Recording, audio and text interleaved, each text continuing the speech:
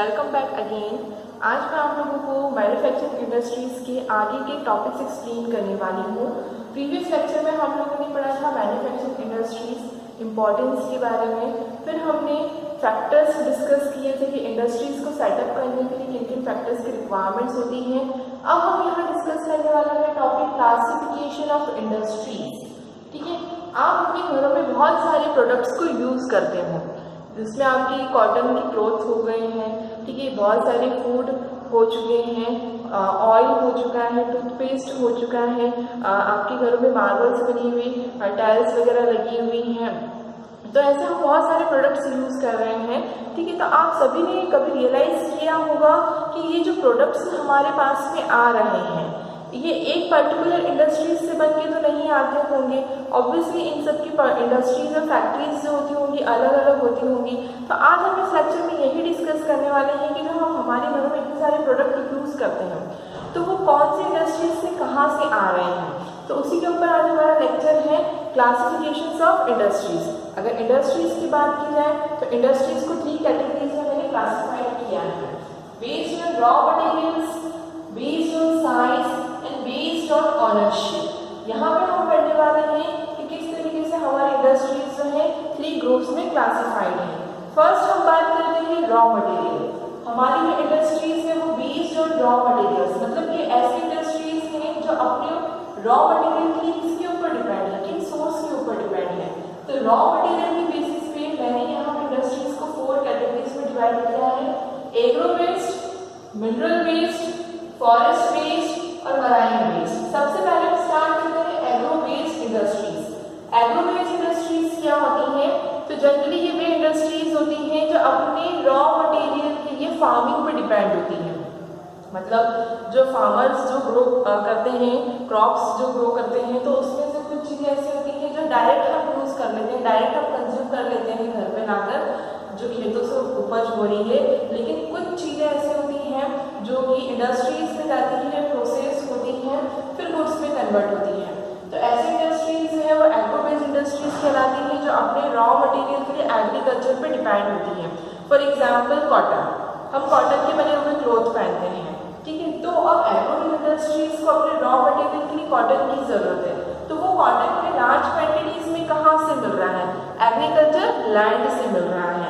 ऐसे ही sugar mill होती है, ठीक है, तो शुगर हम यूज़ करते हैं, तो वो शुगर जो है उसको बनाने के लिए शुगर कैन की ज़रूरत होती है। शुगर कैन जो है उन्हें कहाँ से मिल रहा है? लार्ज क्वान्टिटीज में एग्रीकल्चर लैंड से मिल रहा है। तो जो इंडस्ट्रीज अपने रॉ मटेरियल के लिए डिपेंड होती है एग्रीकल्चर पे, फार्मिंग पे, उन इंडस्ट्रीज को एग्रो बेस्ड इंडस्ट्रीज कहते हैं। सेकेंड है मिनरल बेस्ड इंडस्ट्रीज।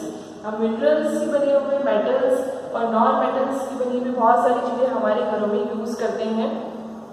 तो मिनरल बेस्ड इंडस्ट्रीज में क्या होता है कि ये इंडस्ट्रीज अपने रॉ मटेरियल के लिए मिनरल्स पे डिपेंड होती हैं, और मिनरल्स हमें कैसे मिल रहे हैं? तो ये हमें अर्थ की सरफेस से मिलते हैं, जिसे हमें एक्सट्रैक्ट करके निकालना होता है, ठीक है, खोद कर निकालना होता है। माइनिंग की प्रोसेस होती है जहाँ पे मिनरल्स को एक्सट्रैक्ट किया जाता है। क्लियर? तो आपने जैसे सुना होगा आयरन स्टील इंडस्ट्रीज होती हैं, तो आयरन को बनाने के लिए इन इंडस्ट्रीज को रॉ मटेरियल की रिक्वायरमेंट होती है, और इनका जो रॉ मटेरियल होता है वो माइनिंग की प्रोसेस के थ्रू अर्थ की सरफेस से मिलता है। और जो रॉ मटेरियल है आयरन को बनाने के लिए वो रॉ मटेरियल होता है आयरन ओर।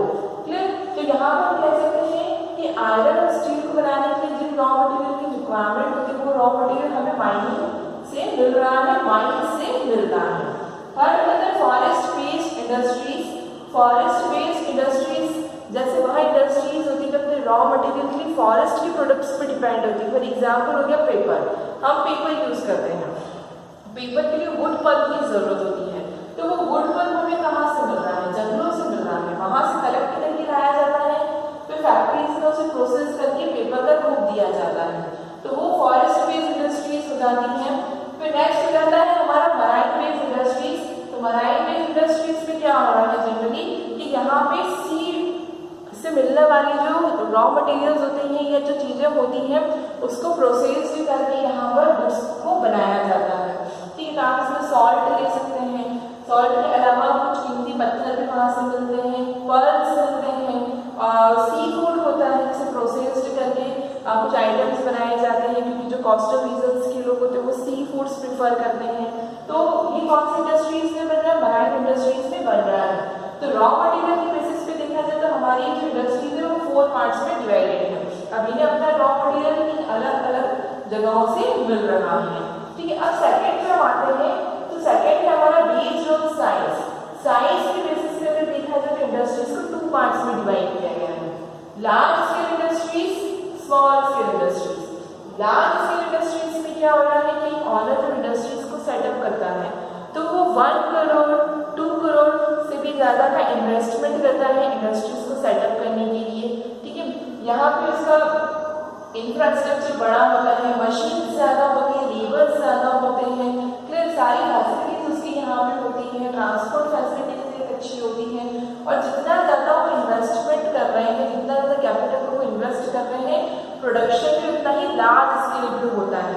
तो ये लार्ज स्केल इंडस्ट्रीज में आ जाता है। आप इसको देख लीजिए, टाटा की आयरन एंड स्टील जो है कॉर्पोरेशन, वो आपका क्या है यहाँ पर लार्ज स्केल इंडस्ट्रीज का एग्जाम्पल है।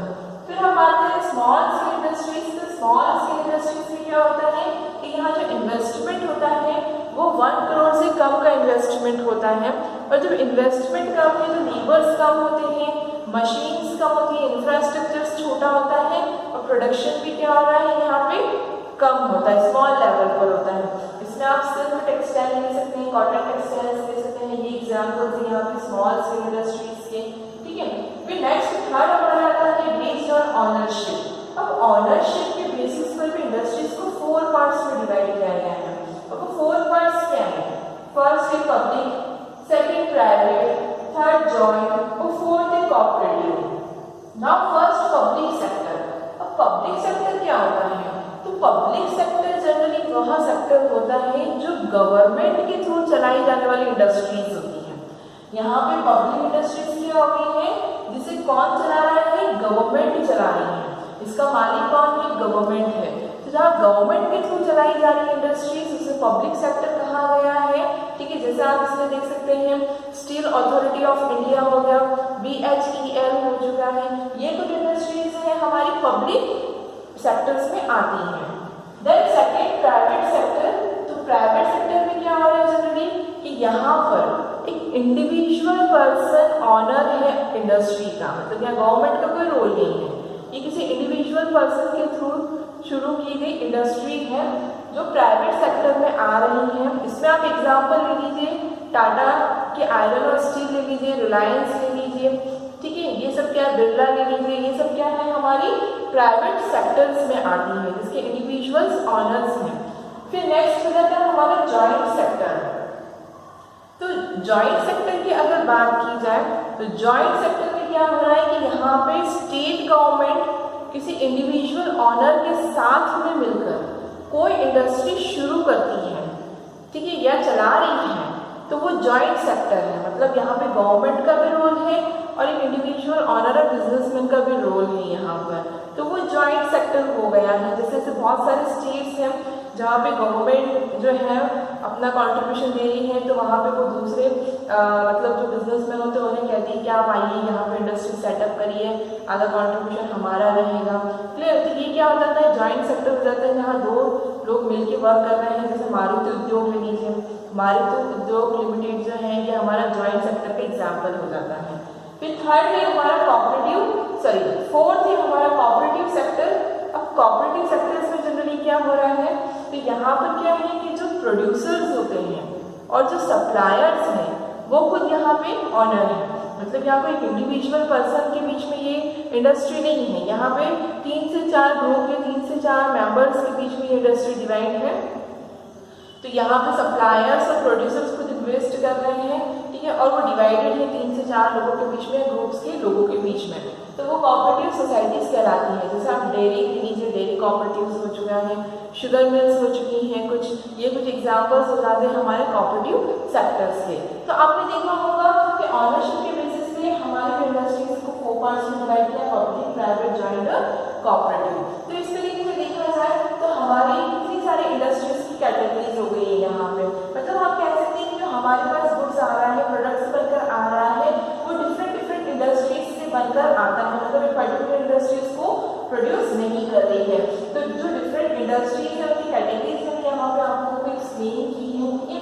अब हम नेक्स्ट लेक्चर में पढ़ने वाले हैं कुछ एग्रोकेमिकल इंडस्ट्रीज के एग्जाम्पल्स को। Thank you.